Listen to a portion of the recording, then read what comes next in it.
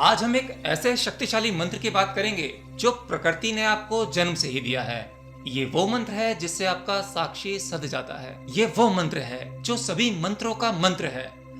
Basically जो भी बीज मंत्र हैं या मूल मंत्र हैं, ये उन मंत्रों को खोलने की एक चाबी है। जी हाँ, ये वो प्राकृतिक मंत्र है जो आपके भीतर निरंतर चल रहा है। आप में से बहुत सारे लोग समझ भी गए होंगे। देखिए, आज हम बहुत सारी चीजों के बारे में बात करेंगे। आज हम बात करेंगे साक्षी के बारे में। आज हम बात करेंगे अपने मूल के अंदर कैसे उतरा जाए। देखिए, आप ज्ञान मार्ग पर हो, ध्यान मार्ग पर हो, भक्ति मार्ग पर हो या किसी भी मार्ग पर हो, ये सब के लिए बहुत उपयोगी है। केवल और केवल आप 15 से 20 मिनट अगर इस क्रिया को या इस प्रयोग को आप कर लेते हैं तो आप देखेंगे कि आपके भीतर का साक्षी जाग रहा है। और अगर मैं साक्षी के बारे में बात करूं तो साक्षी शब्द को कोई छोटा शब्द मत समझ लेना, यहीं पर सब कुछ डिपेंडेंट है। देखिए, हम अक्सर बात करते हैं जगत मिथ्या है, जगत माया है।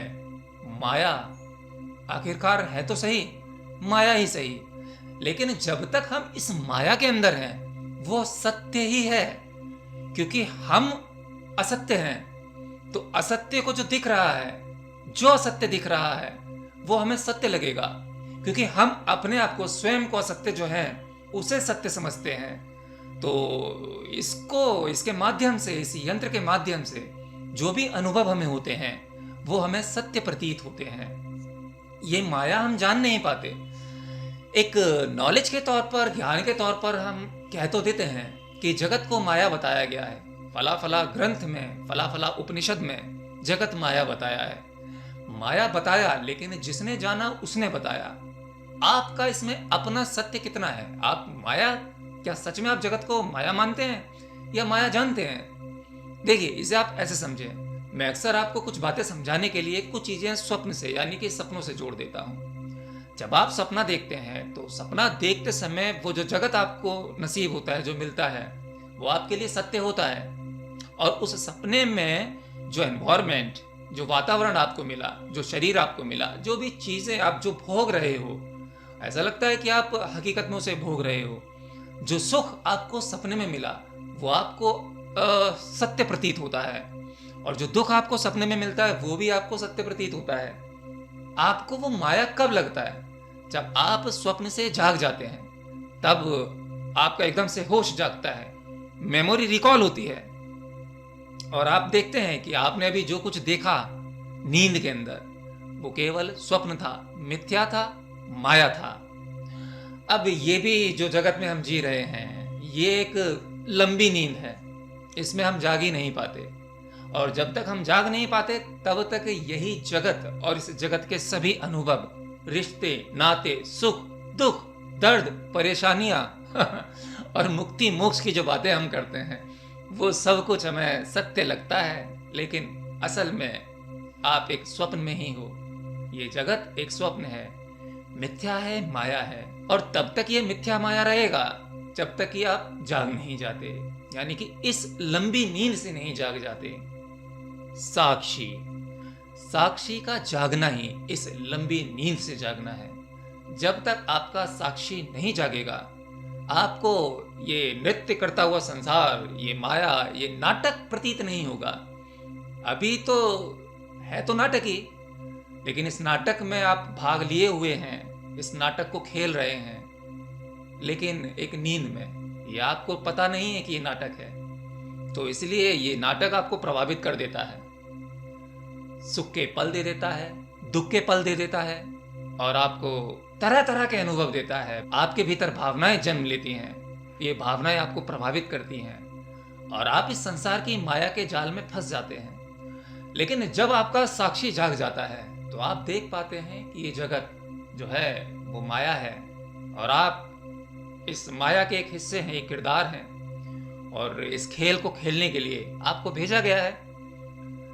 अब जब हमें पता लग जाता है कि खेल है, हमें खेलना ही है, तो सोचो आप कैसे जी पाओगे? फिर आप सच में उस खेल को खेल समझ के जियोगे। फिर खेल में जो भी चोट लगेगी, दुख, परेशानी, चिंता, या जो आपको समाज प्रभावित करता है, वो सब खिलाड़ी, समाज के वो लोग सब एक खिलाड़ी की तरह आपको नजर आने लगेंगे। आपका अपना स्वयं का परिवार, सब खेल नजर आएगा।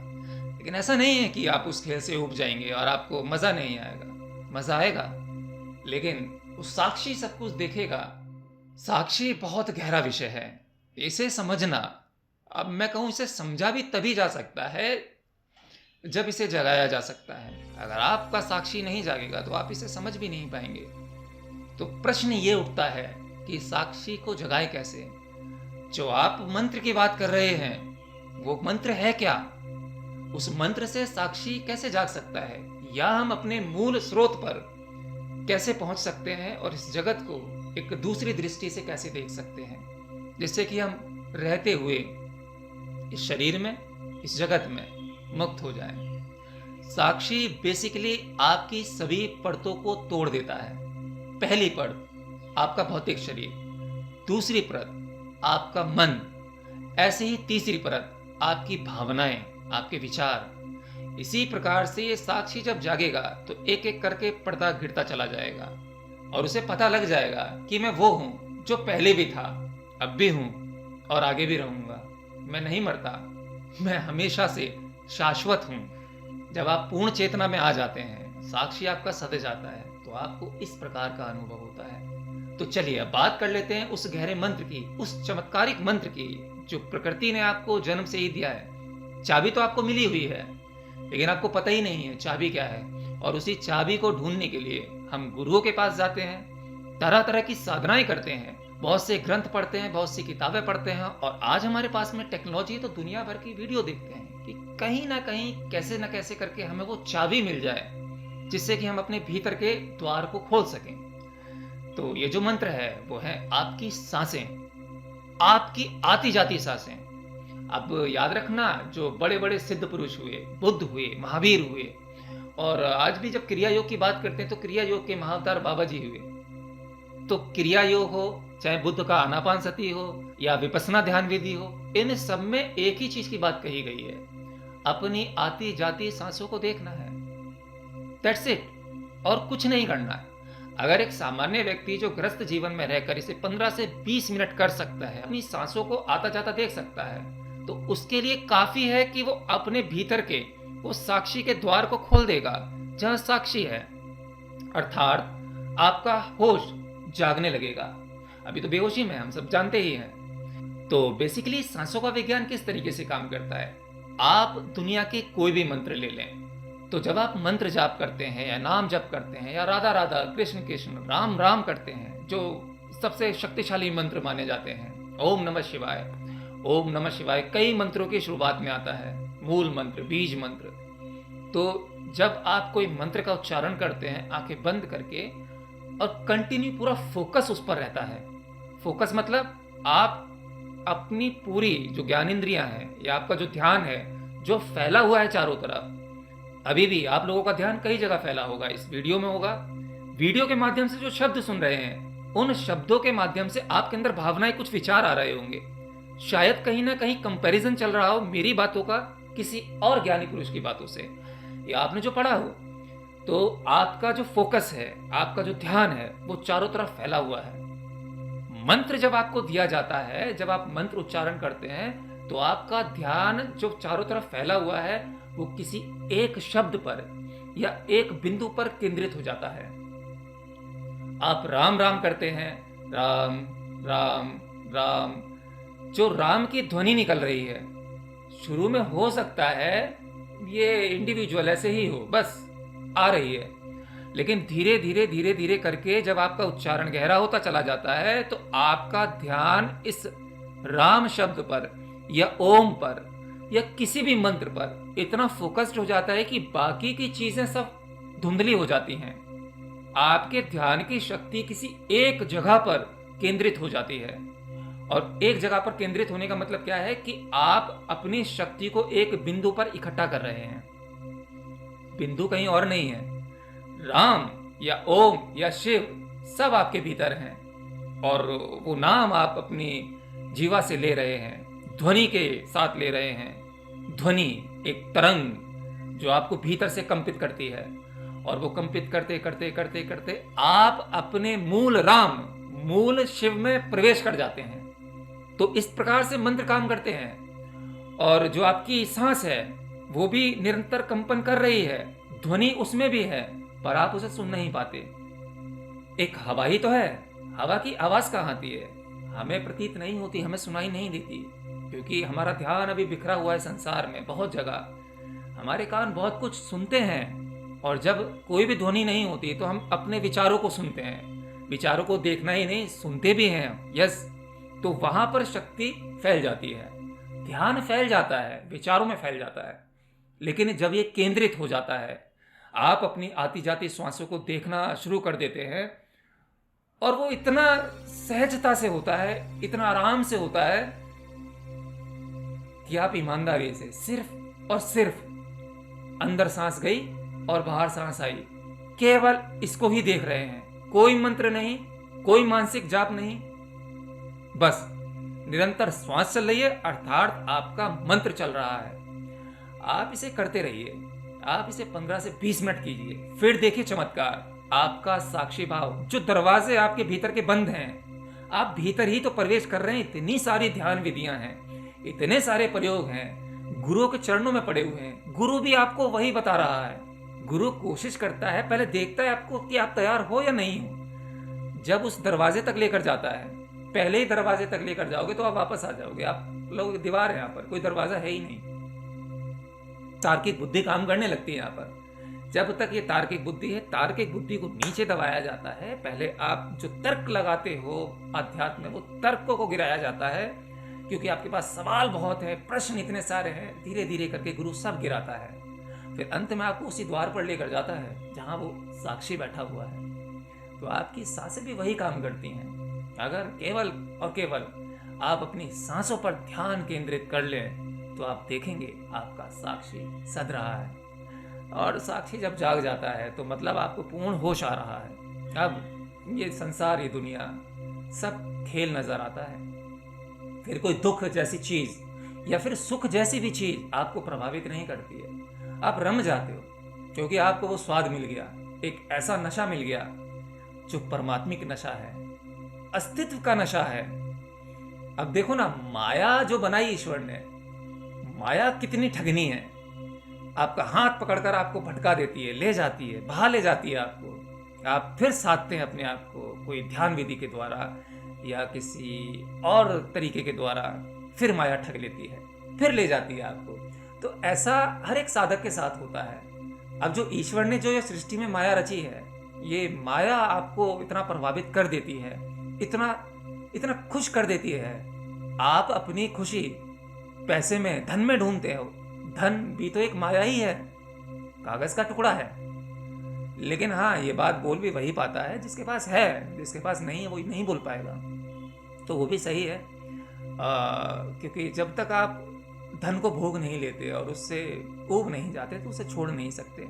और जिसके पास ज़्यादा धन है वही इस बात को कह पाता है, और नहीं, अगर कोई जिसके पास नहीं है, अगर वो इस बात को कहता है तो वही वाली बात है कि अंगूर खट्टे हैं। तो देखो, हम धन में खुशी ढूंढ लेते हैं, संबंधों में खुशी ढूंढ लेते हैं, रिश्तों में, प्रेम में खुशी ढूंढ लेते हैं, जबकि सब माया है। और माया जब आपको इतना प्रभावित, इतना खुश कर सकती है, तो असल जो शाश्वत सत्ता है, वो परम सत्य जो है, जिसमें माया भी नाच रही है, सोचो उसका क्या प्रभाव होगा। वो कितना आनंदमय होगा वो क्षण जब वो जागेगा आपके भीतर। तो वही होता है, जब साक्षी जागता है, साक्षी सधता है, तब आपको उस आनंद की अवस्था जो मिलती है, तब ये माया वाया जगत वगत आपको कोई प्रभावित नहीं करता। ये आपके लिए सब खेल हो जाता है बच्चों का। फिर तो बस यही है कि जब तक ईश्वर ने सांसें दी हैं गिनती की, वो तब तक आप जियोगे और अच्छे से जियोगे।